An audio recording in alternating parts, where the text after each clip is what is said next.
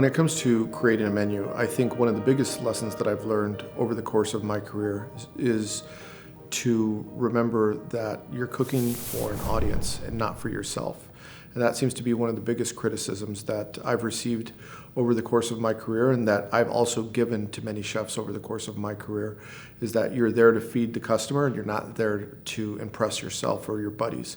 When I was a young chef, I thought I needed to impress everyone with what I knew and all the creativity that I had. So when I was constructing dishes, I would put 10 or 15 components on a dish, so many touch points. I would overcomplicate things to the point of them being confused. And so it's really interesting as a young chef, you start to develop ideas and you want to showcase your talent, and you want to, there's a little bit of ego in there. You want to show your peers what you know. And I think through maturity, and as you start to become a more seasoned chef, you start to focus more on restraint and pulling back and really refining a couple of things on the plate versus putting a multitude of ingredients in a dish.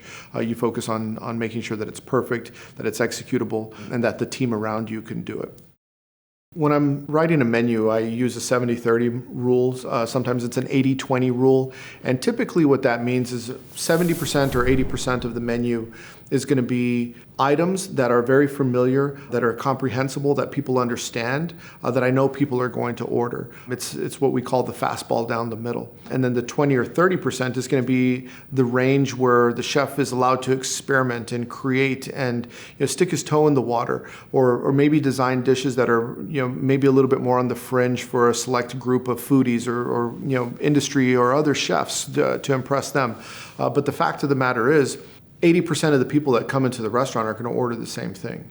They're going to order the crowd favorites. It's what you could build a restaurant empire off of. Slowly starting to incorporate some new ideas, and that 20 or 30% seems to be, it's the sweet spot that I've discovered when it comes to designing menus.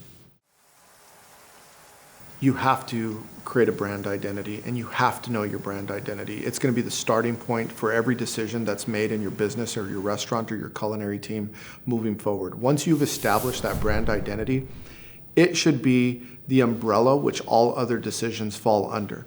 If you're trying to create a menu item that doesn't fall under that umbrella, then it shouldn't even be considered or in the conversation for potentially going on the menu. The way that the uniforms look for the servers, the way that the table is going to be set, if it doesn't fall under that brand identity, then it's the wrong restaurant. The world's completely different now. When it comes to remaining relevant, I think you have to understand what competitive set you're in. So if you're pushing for the high end, I think you have to understand who's on the high end, what they're doing, understand the competition, and do whatever you can by remaining fresh, relevant, read the periodicals, or understand what the current blogs are saying about that specific style of cooking or style of restaurant. But the same thing also holds true. If you're in the casual aspect of dining, you need to study that very well. A good example I'd like to give is a roasted chicken. So when you look at a roasted chicken, when we're talking about food trends, it's the type of dish that's going to remain relevant in the next 50 years, and it was as relevant as it was the last 50 years. It's not going to go out of style, and it's always going to be delicious. Where if you look at the top-end restaurants, they might be coming up with a dish that in 2 years is going to be completely not relevant because there's cooking trends on there that don't matter, and people have moved on, or an ingredient trend, or where food is like fashion, they're on to the next thing very quickly. So it's really important to understand that not that one is bad and one is good, but if you're in a restaurant that's focusing on longevity and staying power, then you need to have items on there that have longevity and have staying power. And I use the roasted chicken as the example, but it will be good for now and the next 50 years.